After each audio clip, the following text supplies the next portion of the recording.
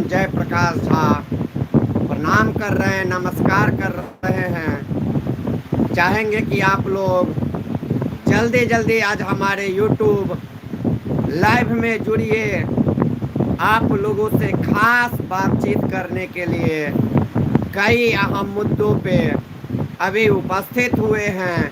तो हम चाहेंगे कि आप लोग जितने हमारे चाहने वाले मित्र हैं सभी जल्दी जल्दी जुड़े और यह खास बातचीत का हिस्सा बने।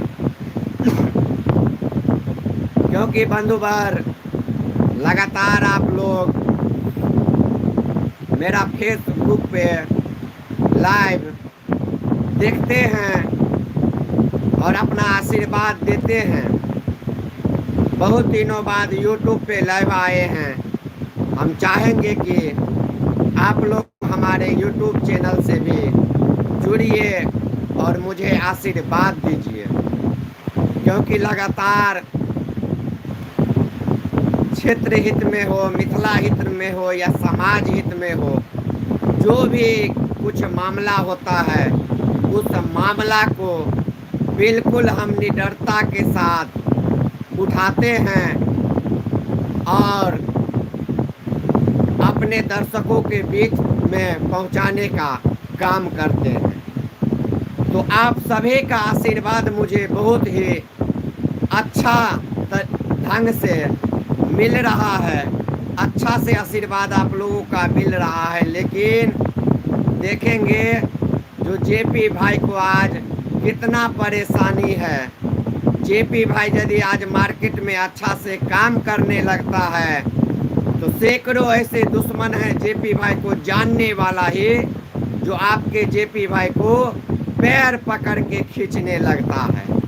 लेकिन आप लोगों ने जो आशीर्वाद दिया मुझे, आप लोगों ने जो सहयोग किया मुझे, उस सहयोग के लिए आप सभी को दिल से आभार प्रकट करते हैं। क्योंकि जब भी मुझे मुसीबत आया है, जब भी मेरे ऊपर कठिनाई आया है, तब आप लोगों ने मुझे सहयोग किया है, आप लोगों ने मुझे समर्थन दिया है। और आप ही के सहयोग और समर्थन के बदौलत जो भी कठिनाई आया, जो भी समस्या आया, उसका समाधान हम खुद से कर पाए। इसके लिए आप सभी मित्रों को, अभिभावक को बहुत बहुत धन्यवाद, जिन्होंने मुझे विकट समस्या में, मुझे दुख के घड़ी में मेरा साथ देते हैं और आशीर्वाद देते हैं। बंधुवार, आप लोगों को बता दें कि पिछले कई महीनों से आप लोग मेरे चैनल पे कंट्रोवर्सी न्यूज़ देखते थे। काफ़ी कंट्रोवर्सी हो रहा था। यह कंट्रोवर्सी हम नहीं कर रहे थे।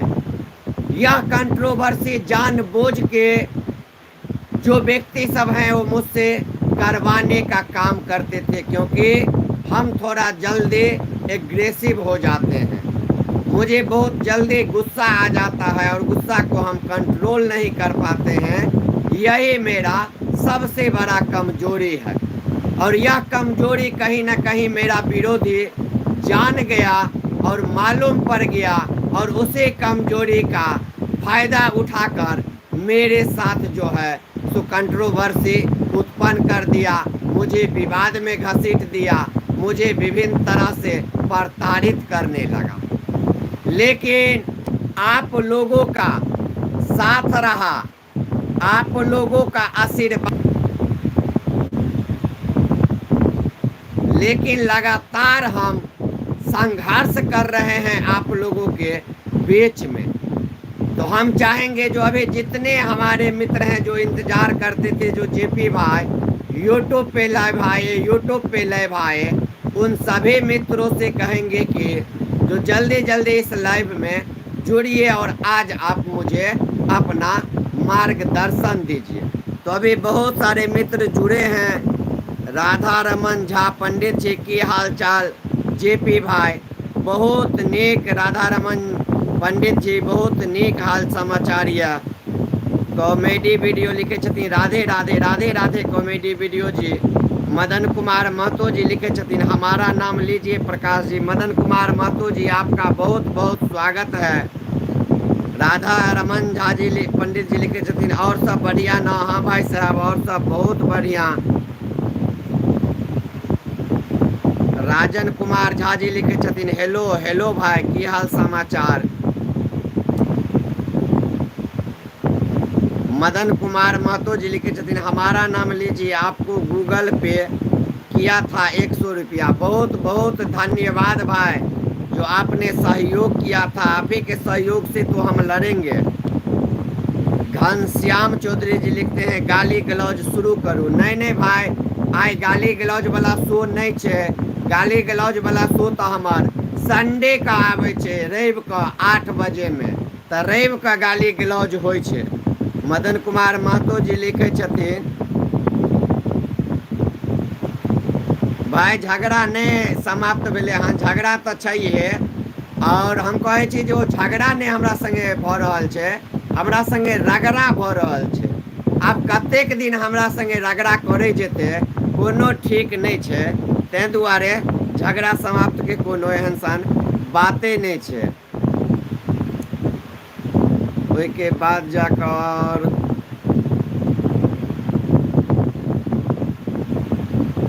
माधव मिश्रा जी जुड़ल छे क्या जेपी भैया आज गर्दा मचा दीजिए मचा दी है LNMU। बिल्कुल बिल्कुल LNMU तो मेरा घर है और इसीलिए वहाँ पे गर्दा मचाए या नहीं वहाँ पे हम चले जाते हैं भाई। इसी से गर्दा मच जाता है ये आप लोगों का आस्था है।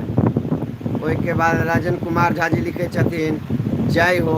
चंदन कुमार मिश्रा जी लिखे छथिन की हाल गाली गलौज शो बंद हो गया। नहीं नहीं चंदन कुमार मिश्रा जी गाली गलौज शो बंद नहीं भेले हन। गाली गलौज शो हमार साप्ताहिक शो छिए भाई साहब। और ओई शो के एतेक असर एले हन जे हमार मकसदे रहे छे जे अगला व्यक्ति के हम डिसिप्लिन की होय छे वो सिखा दिए। और गाली गलौज शो वह दुआरे अनल गेल छे जे व्यक्ति सोशल मीडिया पर गंद फैलेथिन गाली गलौज करथिन उनका गालिए गलौज के तरीका से जवाब देल जेते। और अहाँ देखने हेबे कि जे पिछला सप्ताह में के जे शो छले हन परसुका जे हमर गाली गलौज वाला शो छले ओइसे पहले जतेक आदमी हमरा गारि दै छलखिन ओइ शो में आबि कऽ सब हमर प्रशंसा करऽ लगलखिन और सब गाली गलौज शो के सपोर्ट करऽ लगलखिन। त गाली गलौज शो के मकसदे छे जे भी मिथिला के गाली बात छे ओकरा होते हम बहुत बड़का गाली बात छे ओकरा हम अपना शो में गाइड सिखा देबे जे गाइड की होय छे। और जे व्यक्ति हमरा गाइड पढ़े छे ओइ व्यक्ति के ओइ शो में हम शामिल करे छिए अन्यथा दोसर के नहीं। तो जे गाइड पढ़ते आब एहि सप्ताह में वो फिर अगला रवि को 8 बजे से गाली गलौज शो शुरू हेते ओहि में उनका शामिल कैल जेते। भाई ये साप्ताहिक शो छिए गाली गलौज शो डेली नहीं चलते ई शो। तै के बाद जाकर चंदन कुमार मिश्रा जी लिखे छथिन हमरो एक दिन जोड़ू अपन शो में। जरूर जरूर भाई जरूर जोड़ब। ओई के बाद मदन कुमार महतो जी लिखे छथिन आपको एक भी शो गाली गलौज वाला हमको नहीं नहीं नहीं भाई फेसबुक पे जाइए फेसबुक पे गाली गलौज वाला लाइव अपलोड है आपको दिखाई देगा वहाँ पे अपलोड है भाई। राम कुमार चौपाल जी लिखे छथिन जय राम जी जय प्रकाश जी जय जय राम जी राम कुमार भैया। अनीस वत्स जी लिखे छथिन हेलो हेलो अनीस वत्स जी। तो के बाद और चौधरी परवीन जी लिखे छथिन हर हर महादेव भाई। मनु भाई मनोरा लिखे छथिन पत्रकारिता में अहाँ शब्दक चयन बढ़िया नहीं करे छी भाई। हमरा जत जे हिसाब से जरूरत पड़े छे ओहि हिसाब से हम शब्दक चयन करे छिए। कल LNMU में जाकर आई जे रिपोर्टिंग हमरा चैनल पर देखलिए हन LNMU के अहाँ देख लियो एकोगो अमर्यादित शब्द के ओहि में नहीं यूज कैल जाए छे। तो हम वही जगह पर ओहि शब्द के चूज करे छिए जे बजिए जै जगह पर ओकर भाई आवश्यकता रहे छै, अन्यथा हम ओहन शब्द के चूज नहीं करे छिए। ते अहाँ सब एहन नहीं मानियो जे पत्रकारिता में एहन होइ छै। माधव मिश्रा जी लिखे छथिन यूट्यूब पे भी गाली गलौज शो कब चालू कीजिएगा। जी जी, यूट्यूब पे भी गाली गलौज शो शुरू करेंगे, बहुत जल्द शुरू करेंगे। देख लीजिए हम लगे हुए हैं पूरा सिस्टम तैयार करने में। उसके बाद मेरा यह गाली गलौज शो एक साथ यूट्यूब, फेसबुक और इंस्टाग्राम तीनों पे एक ही बार में दिखाई देगा। हम व्यवस्था में लगे हुए हैं, आप लोग बस आशीर्वाद दीजिए। अमित राज जी लिखे छथिन की हाल चाल जेपी भाई। ठीक ठीक भाई, बहुत नीक अमित भाई। अनिस भट्ट जी लिखे छथिन झगड़ा भाई ओकरा से किछ नहीं झगड़ा या जी हमरा लिखे छथिन। हमजा नूरी जी लिखे छथिन सही है, लगे रहिए, आप ऑनेस्ट हैं। बहुत बहुत धन्यवाद हमजा नूरी जी। आप जानते ही हैं हम गलत का साथ कभी नहीं दे सकते हैं। हमने अपना ईमानदारी से जीवन जिया है और यही मेरा कारण रहा है कि हम गलत चीज़ बर्दाश्त नहीं करते हैं। वही के बाद मन्नू भाई मनोरा लिखे छथिन हम अमर्यादित शब्द के गप नहीं कर रहल छी। हमर गांव मनोरा अछि, अहाँ मनोरा से परिचित छी। बिल्कुल बिल्कुल भाई, मनोरा से हम परिचित छी और मनोरा के बारे में हम जान रहल छी। खास ज्यादा तो नहीं, लेकिन जे बहुत सारा हमार मित्र सब छे, तो ओहि हिसाब से कुंदन कुमार ठाकुर जी लिखे छथिन भाई हम जेपी भाई छी कुंदन जी। ओहि के बाद जाकर लक्ष्मण पंडित जी लिखे छथिन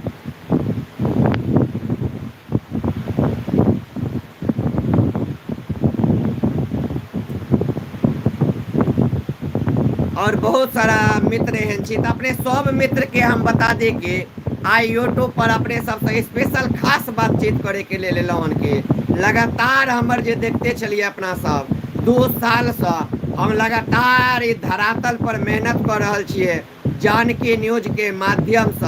हमर मकसद छे जे जानकी न्यूज जन जन के आवाज बने, जानकी न्यूज मिथिलांचल के हर घर में जाए। और अहाँ दर्शक के बहुत बहुत धन्यवाद जे अहाँ दर्शक के प्रयास से, अहाँ सब गोटे के समर्थन से आइ अहाँ के गरीब के बेटा जयप्रकाश ट्रेंडिंग स्टार मिथिला के हर घर में जे छै से पहुँच गेल हन, हर समाज में पहुँच गेल हन, हर जिला में पहुँच गेल हन मिथिला के। और यदि ककरो चर्चा एखन मिथिला में भ रहल छे तो जयप्रकाश के चर्चा भ रहल छे।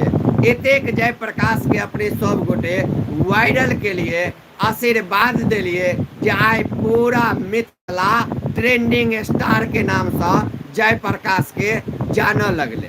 जखन आई जयप्रकाश एगो गरीब के बेटा के ट्रेंडिंग स्टार के नाम से जाने लगले हन, तो देखे छिए जे आइ मिथिले के अपने समाज के आदमी सब जे छथिन जे मिथिला के विकास नहीं चाहे छथिन, वो चाह रहल छथिन कि केनाहितो ई गरीब के बेटा जयप्रकाश के झुका दिए, एकरा बर्बाद क दिए। जेनाहिते एकर जन्म गरीबी में भेले हन, गरीब घर में भेले हन, तेनाहिते एकरा पूरा जीवन गरीबे बनेने रहिए और एकरा ऊपर नहीं उठा दिए। एहि के लेल हमर मिथिला के समाज जे छथिन, ब्राह्मण समाज जे छथिन, वह हमरा पाछू लग गेल छथिन। और जतेक ब्राह्मण छै वो चाहे छै जेपी वायरल भ गेले, जेपी के मिथिला में नाम भ गेले, जेपी के यदि नहीं रोक लेमे तो आवे वाला दिन में जेपी एकमात्र जेपीए रहते जकरा सब पहचानते जे ब्राह्मण रिपोर्टर छे, ब्राह्मण पत्रकार छे और ब्राह्मण भक निधोक भक आवाज उठबै छे। तो दलाल जे ब्राह्मण सब छथिन उनकर दलाली समाप्त भ जेते। तही लऽ कऽ आइ हमरा ब्राह्मणे सब जे छै से पाछू पड़ल छै और लागल छै। कुंदन कुमार ठाकुर जी लिखे छथिन कहाँ से हो आप जेपी भाई। भाई कुंदन जी हम दरभंगा से हैं, बिहार से हैं हम। मदन कुमार महतो जी लिखे छे रिचार्ज वाले मैटर के खिलाफ एक वीडियो बनाइए। जरूर जरूर भाई बनेबे, वो पर बनेबे हम। गगन साहू जी, गंगा साहू जी लिखे छथिन आपका चर्चा मिथिला में हर घर हो गया। बहुत बहुत धन्यवाद गंगा साहू जी। ये चर्चा जो हुआ है आप लोगों का आशीर्वाद है जो आज मेरा चर्चा पूरा गांव गांव में, पूरा मिथिला के समाज में हो गया। मेरा क्या हस्ती है, मेरा क्या औकात है, ये सब आप लोगों का आशीर्वाद है जो आप लोगों ने मुझे इतना आशीर्वाद दिया, जिसके बदौलत आज मुझे मिथिलांचल के हर घर में मेरा चर्चा हो रहा है। और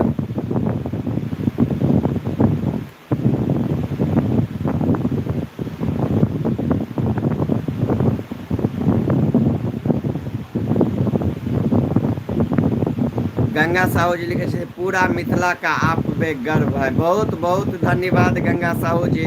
सुमन ठाकुर जी लिखे छथिन अहाँ के नोटिस के की भेल। भाई हमरा नोटिस ऑफलाइन काल्हि मिलत।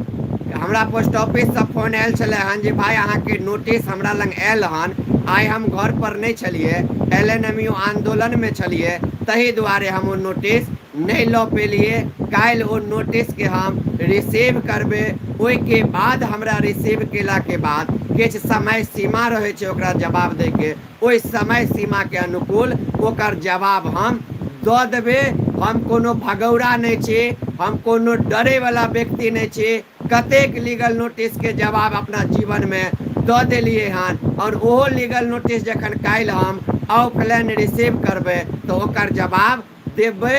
और जखन जवाब देबे तो अपने सब कहबे जे नहीं JP भाई सही में ईमानदार छे, और ईमानदार से एको गो जवाब हम नाजायज नहीं देबे भाई। जे ओहि में सही जवाब आयल रहते, हमरा से प्रश्न पूछल गल रहते, ओकर सही जवाब देबे।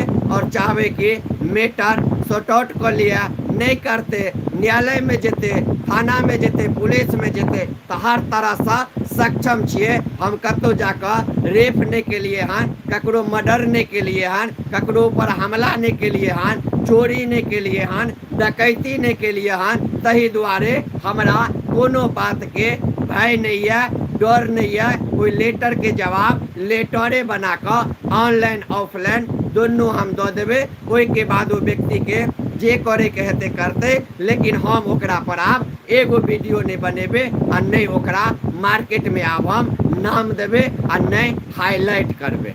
आब ओकर चर्चा हम नहीं करबे। ओ जेना करा बहुते चर्चा हमरा से करा के मिथिला में अपन पहचान बना लेलक। आब हम ओकरा अपना चैनल पर कहियो नहीं आबऽ देबे, आ कहियो नहीं नाम लेबे। बाकी जवाब हम दऽ देबे। एडुकेशन प्लेनेट लिखे छथिन LNMU में सब फर्जी काम हो रहा है, आप उस पे भी वीडियो बनाइए। बिल्कुल बिल्कुल भाई, LNMU के लिए तो हमार जान निछावर छे, और लगातार LNMU में अब हमार रिपोर्टिंग अपने सबके देखे के भेटत। पदाधिकारी जे छे LNMU के विदेश भागे वाला छे, गबन के आरोपी सब, ओहो पर हमार वीडियो आवे वाला या। हम चाहब जे अपने सब आशीर्वाद देवे तो सब किछ ठीके ठाक रहते भाई, और वही पर वीडियो बनते। राधा कृष्ण जी लिखे छथिन LNMU यूनिवर्सिटी पे भी वीडियो बनाइए। बिल्कुल बिल्कुल भाई, आई सब बननाई चालू भ गेले हन। अब ततेक वीडियो बनते LNMU पर, ततेक वीडियो बनते जे LNMU में पढ़े वाला 5 लाख छात्र देखते, जे छात्र के आवाज जय प्रकाशित आछे। और पदाधिकारी के जरूरत पड़ते, LNMU के पदाधिकारी नहीं सुधरले तो हमार जे रवि दिन का शो आवे छे गाली ग्लौज शो, जानकी न्यूज फेसबुक पर, ओहि शो में LNMU पदाधिकारी के सेहो शामिल कैल जेते, और ओहि शो के माध्यम से सेहो ठीक कैल जेते। तै द्वारे अपने सब आशीर्वाद बनेने रहियो। ओके बाद प्रणव गांधी जी लिखे छथिन जी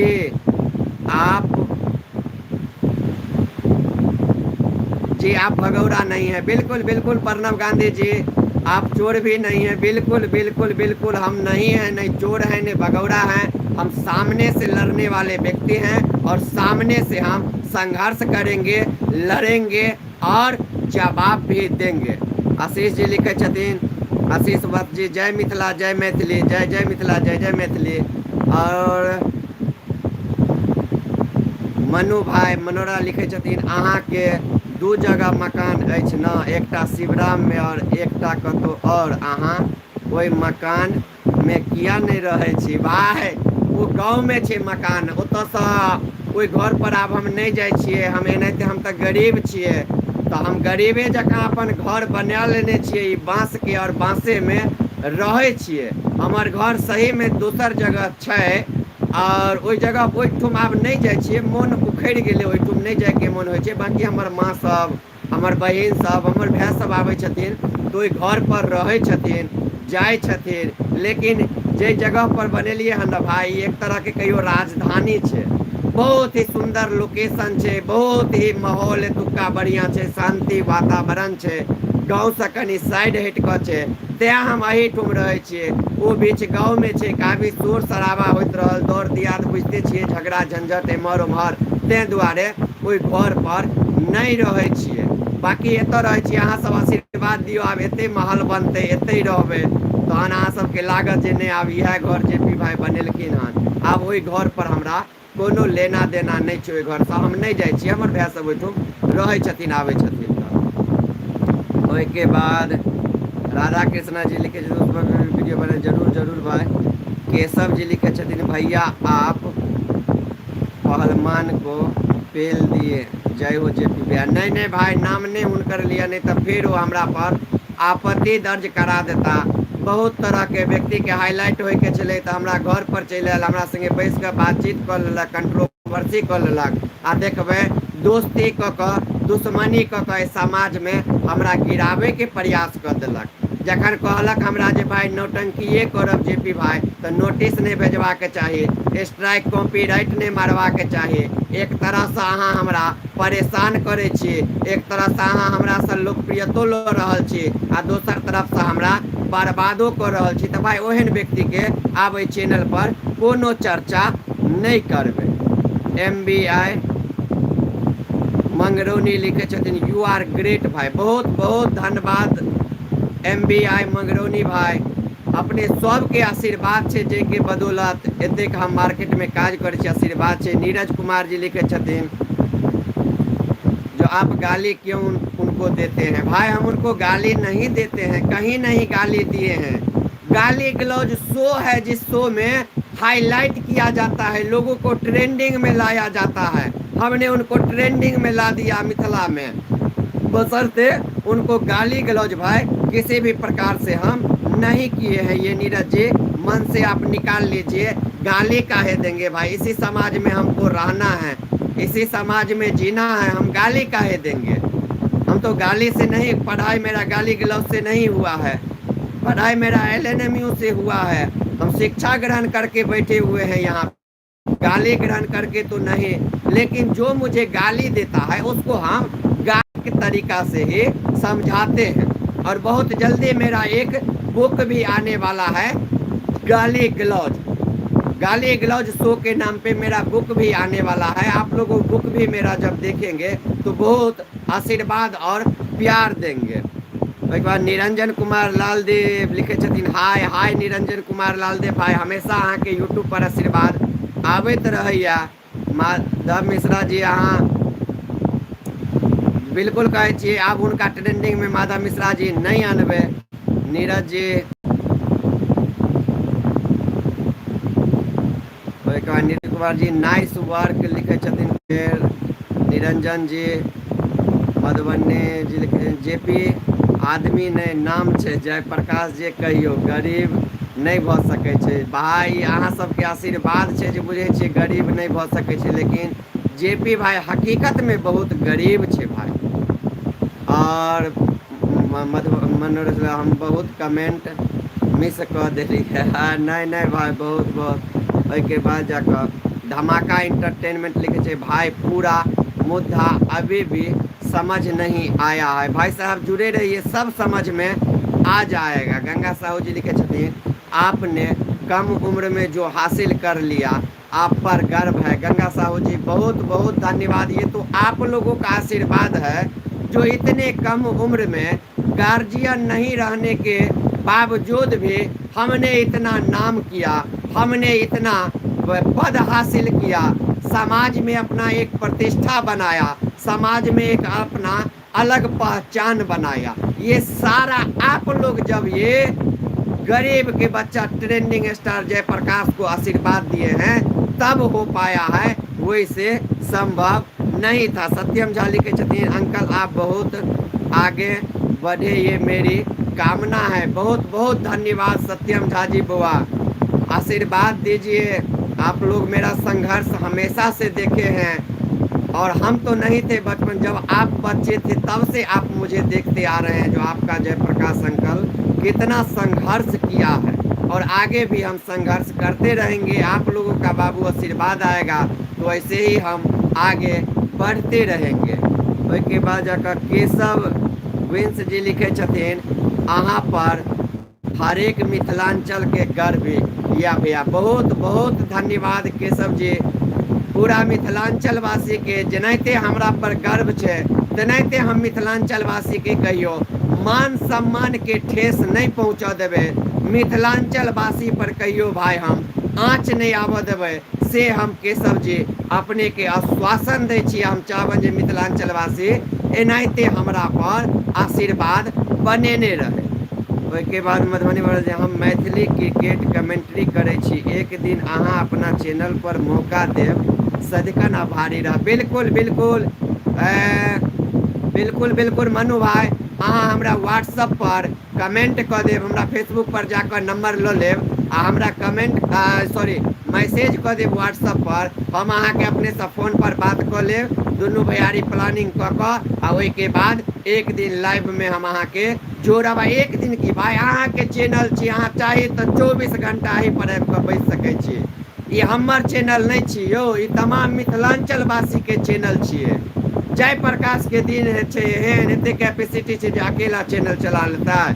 अहाँ सब मिल कऽ ही चला रहल छिए आ जखन भाई अहाँ के इच्छा हेतै तखन अपने हमरा आदेश करबै, तुरंत अहाँ के लिए चैनल के दरवाजा खुजल रहते, अपने एबै और एहि चैनल से खास बातचीत करबै दर्शक सबसे और अहाँ अपन प्रतिभा देखेबै। जखन अहाँ के फुर्सत रहते तखन भाई कोनो आभारी नहीं भाई, आभारी तो हम व्यक्त करब अहाँ के जे अहाँ हमरा आबि कऽ मौका देब। हम बुझबै अपना आप के बहुत भाग्यशाली छी जे अहाँ सन व्यक्ति हमरा चैनल पर आबि कऽ और पक्ष राखि रहल छथि मिथिला में। तब लिखे छथिन मनु भाई जे स्टूडियो बनेने छी कि नहीं भाई, स्टूडियो तो एखन नहीं बनेने छी, एखन गरीबिये में जी रहल छी। आशीर्वाद दियो 2 साल में एतऽ तक पहुँचलिए हन तो 102 साल में स्टूडियो हेतै, महलो हेतै, ऑफिसो हेतै। जखन अहाँ सब आशीर्वाद देबै तखन ई सब चीज संभव भऽ पेतै। लिखे छथिन मधुबनी माफ करब हम फेसबुक यूजर नहीं छी भाई, फेसबुक यूजर नहीं छी तो हमार यूट्यूब पर देखबै जे टाइम लाइन में फोटो हेतै ओहि पर हमार नंबर देल छै, ओहिसँ अपने हमरा मैसेज कऽ सकै छी। हमर नंबर ये 80 51 630 357 8051630357। यह हमर नंबर छै, नंबर पर अपने मैसेज हमरा कऽ देव, हम अहाँ के जवाब देव और ओहि अनुसार दुनू भैयारी टाइम फिक्स कऽ कऽ एक दिन आबि जेबै अपने चैनल पर। ओहिके बाद केशव मिश्रा जी लिखे छथिन भैया अहाँ के दिल बहुत बड़ा है। नहीं नहीं भाई दिल की बड़ा रहते, अहाँ सब जे हमरा भैया कहै छी न, हमरा ट्रेंडिंग स्टार कहि दै छी न, हमरा कनि दुलार कऽ दै छी न भाई, ओही से हम खुश भऽ जाइ छी। ओहे और ओतबी हमरा चाही, बाकी एहन कोनो बात नहीं छै। अहाँ सब जाने छिए हमर दिल बड़ा छै, हम बहुत गरीब छिए, बहुत संघर्ष करे छिए भाई।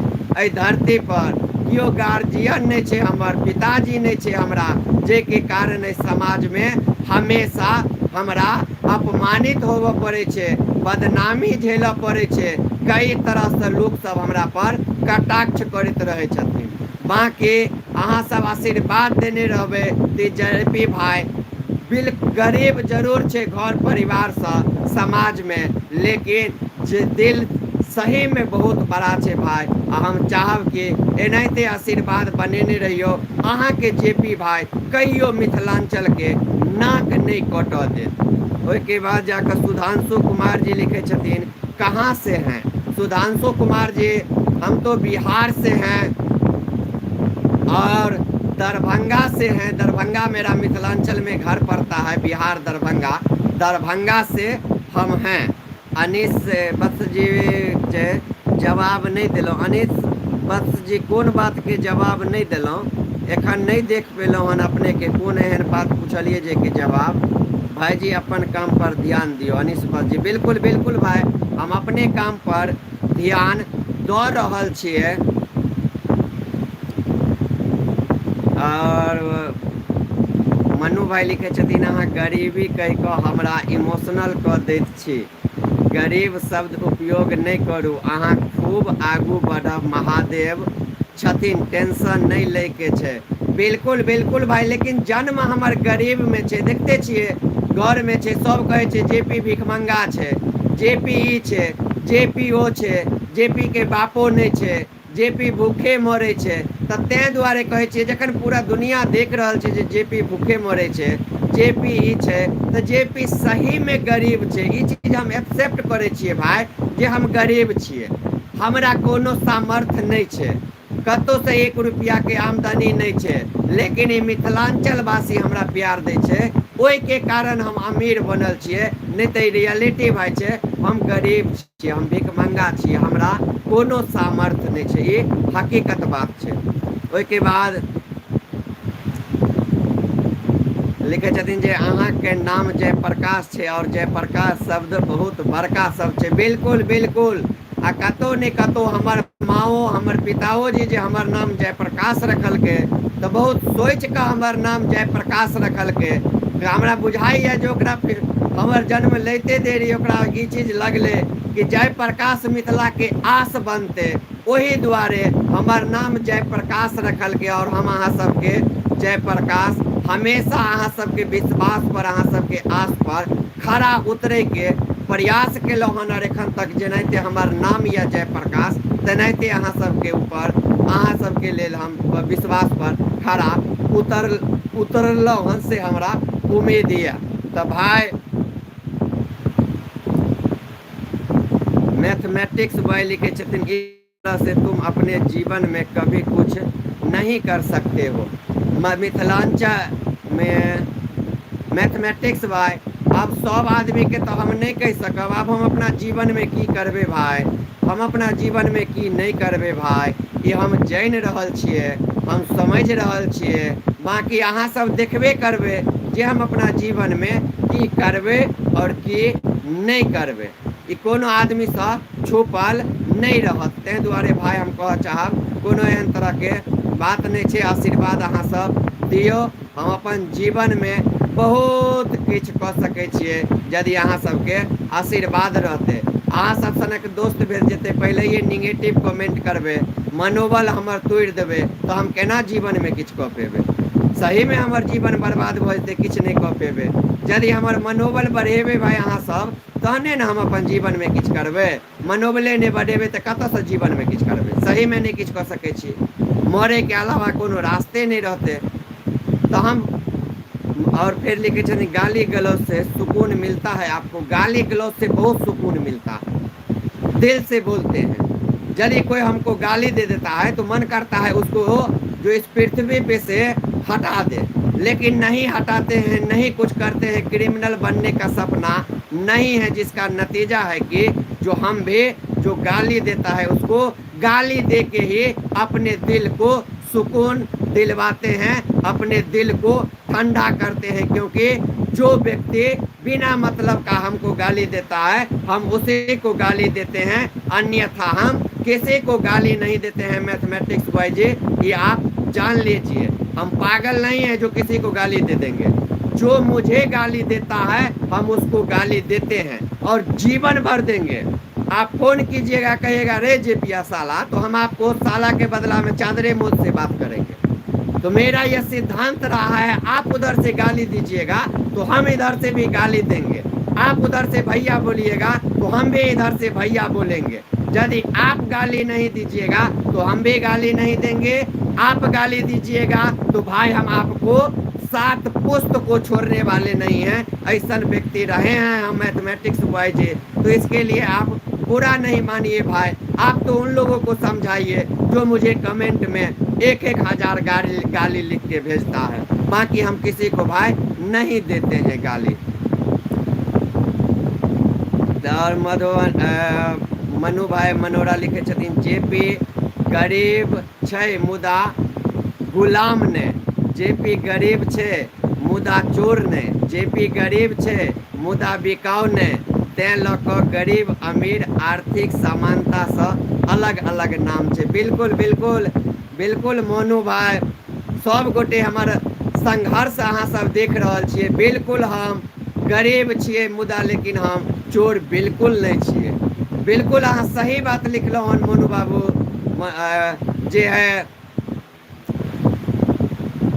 गरीब छियै और बसरते बिकाऊ नहीं छियै, तो बिल्कुल अपने सही लिखलहुँ हन। कृष्ण आनंद जी लिखे छथिन, हाय हाय कृष्ण आनंद जी, हेलो भाई, की हाल समाचार।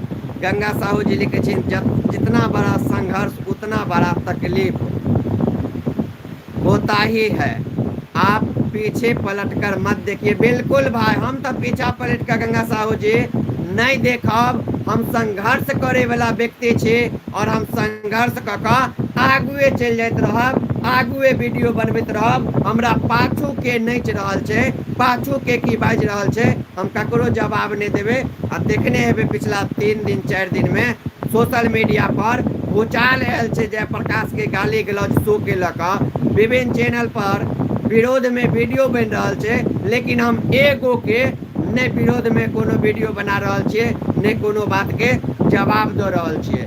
यदि हमरा से किनको तकलीफ हेते तो हमर बुराई में वीडियो बनेबेटा करथिन, हमरा गाइड बात देबेटा करथिन। आब ओइ लायक हम हुनका से उलझ जाइए ई नहीं छे।